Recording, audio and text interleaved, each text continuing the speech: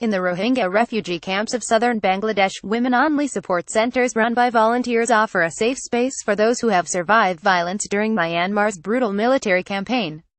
Cox's Bazar, Bangladesh. The military came in the night and ripped the clothes off young girls aged just 12 or 13. They touched their bodies right in front of us, Mahmooda Begum says.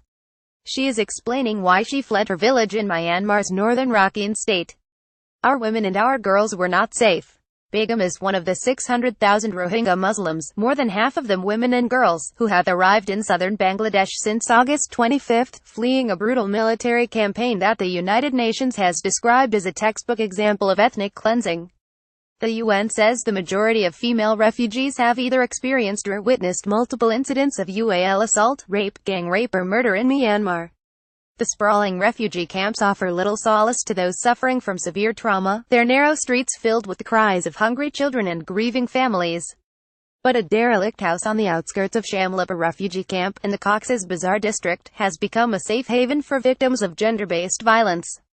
Inside the women-friendly space, an inconspicuous building with bare walls, a group of women are huddled around a board game. As the game reaches its climax, they let out a wave of laughter, a rare in the camp. Set up by the United Nations Population Fund UNFPA, the center is run by a team of Rohingya volunteers, including Begum, whose playful attitude draws smiles from even the most timid attendee. When another refugee wants to talk about her horrific experiences in northern Rakhine State, Begum listens, her hand resting comfortingly on the woman's shoulder.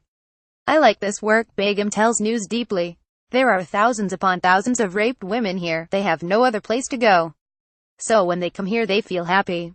The women-friendly space makes counselors and psychotherapists available for anyone who needs professional treatment, but many prefer to share their trauma with fellow refugees. We talk to the women and ask them what has happened. We listen carefully because they have lost everything in their lives, Begum says. It's really shocking the things we hear, and when they tell us these kinds of stories, we feel pain. Mahmooda Begum became a volunteer at the support center after fleeing her village in Myanmar's northern Rakhine State. Katie Arnold. More than half of the incidents of gender-based violence reported to UNFPA are of assault, but centers such as this also support victims of domestic abuse, forced marriage and child marriage. When we go to the women-friendly space we can laugh, play games, make our children happy, get treatment and talk to the other women sitting with us, says Amina Katu, an 18-year-old mother of one. Like many Rohingya girls, Katu was forced to marry early to alleviate her family of the financial burden of a daughter. Unable to find a space inside the refugee camps, the young mother now lives with her husband and child in a one-room mess by the side of the road. I feel a lot happier and relaxed at the women-friendly space, that's why I like going there, she says. UNFPA says it has reached more than 10,000 new arrivals at Cox's Bazar through 9 women-friendly spaces, including 900 women who report being targets of gender-based violence. But the true number is estimated to be much higher.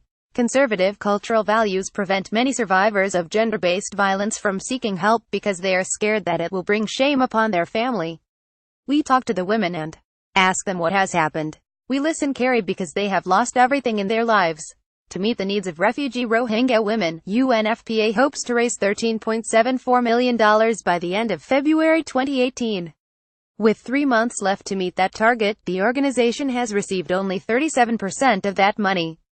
Earlier this year, the United States cut all its funding to UNFPA by invoking the Kemp Case, an amendment which prohibits foreign aid to any organization the administration determines is involved in coercive abortion or involuntary sterilization.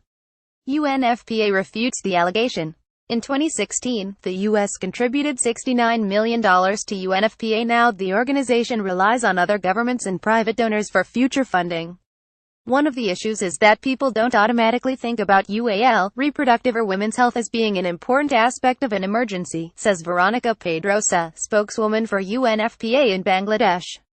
With many donors failing to recognize the importance of psychosocial care, it falls to the Rohingya community to offer survivors of gender-based violence the support they need. And women such as Mahmooda Begum have risen to the challenge.